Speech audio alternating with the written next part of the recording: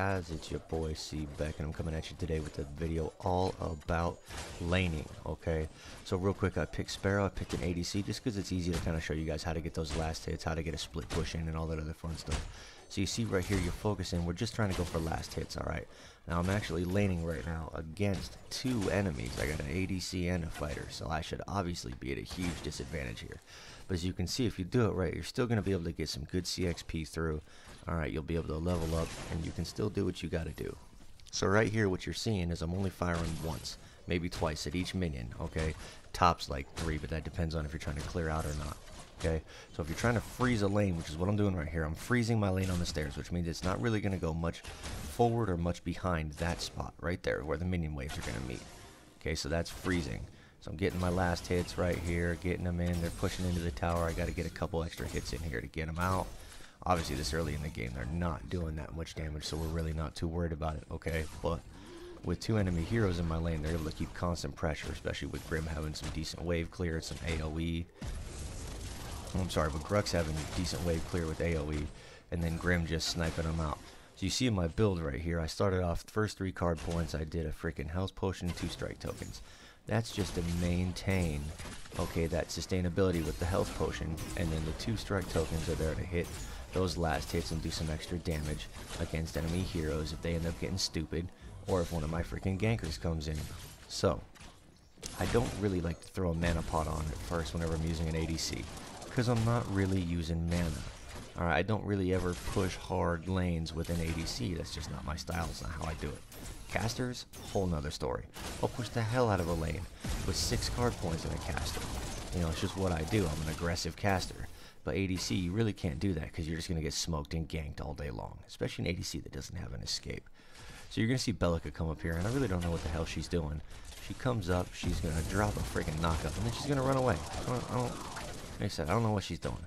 She knocks up Grux, and then just takes off. No mana, no nothing.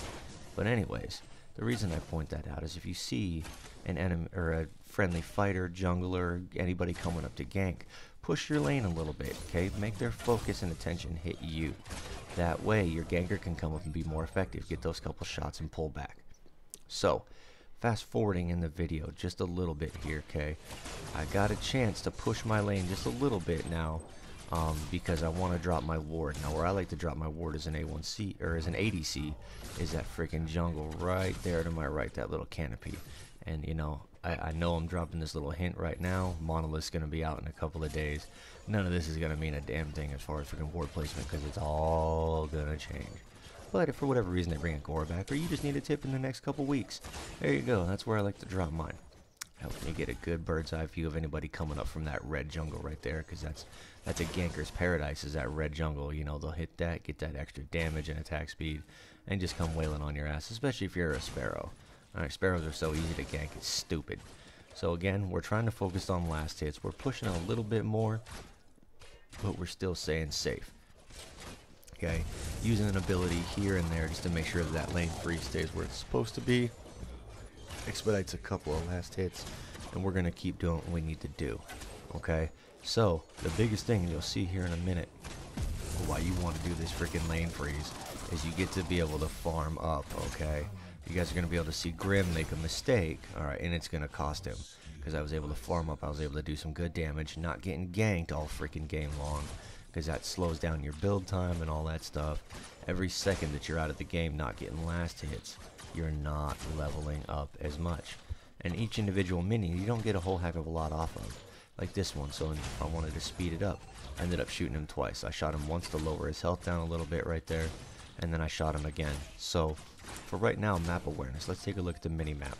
So you see Bellica over there in the jungle with some enemy heroes, okay? Now she just got killed, got Grim right there, alright, and what you're going to see is it ended up being a Gideon, so Chimera is going to try and close in on that Grim because he's low health. But right now, I know that these guys are occupied, okay? I don't know what Grim's health is just yet, but if you look right there, you'll see it. It's really low. He's heading to back, okay? And now I got Gideon and that Chimera going at it. I got a clear wave to this freaking tower at minimum 20 seconds because nobody's going to be in that red jungle right away. Okay, because there was just a team fight there. So anybody that was there is either hurt, dead, or they just got there, which gives me the chance to clear a wave, get minions under tower, get some hits in on it. Okay, real quick, nothing crazy, and then get the heck out. Alright, backing up all the way back to our side of the ladder. Go ahead and back if you need to use your card power or whatever you got to do. So now same thing, we're pushing a little bit harder. Alright, we're going to drop our ward, make sure nobody's there. Oh hey look, there's Grim. Okay, so I can react to this. Now Grim done messed up. He didn't realize the fact that fighting another ADC whenever I got a height advantage, and he's running right through my bullets, or should I say at this point arrows, he just gets freaking spanked. Okay, so that again is that good farm, getting that 24 card power right there at level 11. Okay, now I'm doing massive damage to enemy heroes. I'm doing massive damage to these minions, okay, being able to get in there and do some damage, knock it out, and push this tower. The main thing that you want to remember is once you get farmed up, you want to get that first tower so you can start swinging around and helping your allies on their other freaking lanes, okay? Because an ADC support is huge getting into a different lane, but not even just like I said with an ADC, with any hero, you know, any extra hero in that lane is going to be huge. But even at this point, 17 minutes as you just saw, be selective with your targets. If you see one that's about to die from minions, but the one that you're currently targeting is either pretty much already dead before you get a shot off, or the other one you can get while your minions are whittling that one down, you don't have to focus the same damn minion your minions are. Switch it up, pick your targets, okay? So then you can get over, like I said, and rotate onto this lane and do some fun stuff like this. Getting in there, we're gonna skirt around, just dropping down, being a pain in the ass as all ADCs are, right? Causing some damage, hitting the Grux, hitting the Chimera, clearing out those minion waves, okay?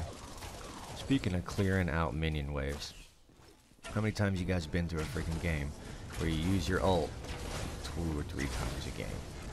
Okay, especially an offensive ult, right? All the time. Now think about how many times you do it as an AoE, alright? If you got an AoE, use it to clear some freaking minions. Don't hoard that shit. It's gonna come back. You have a freaking cooldown timer. You will get it back, alright? You guys don't have to worry about hoarding the damn thing all game. Use it. Use it defense, use it offense, use it whatever you want to do, okay? But use the dang thing. Alright, you don't have to hoard it all game. And what I see a lot of casters will actually do is they're going to use their ult to take out the blue buff. Okay, because the blue buff reduces CDR. Now again, with Monolith, that's all going to change. CDR is no longer going to matter except with Mind Flow. Okay, so if you haven't seen the card talk episode on that, go watch it. But that card shouldn't change in Monolith at all. Okay, at least that's what the developers are telling us. So what you're going to see right now, and this is going to wrap the video up here, and I'm going to shut up and stop talking, is you got a split push going. So we've got a minion wave about halfway up on right. You got Decker halfway up on left with a wave. You got me and Chimera in the mid, pushing against super minions with a wave. I'm pushing against super minions, even at 40 minutes and 54 card power, sucks. Okay, it just sucks. Unless you got Orb Prime, that's pretty easy.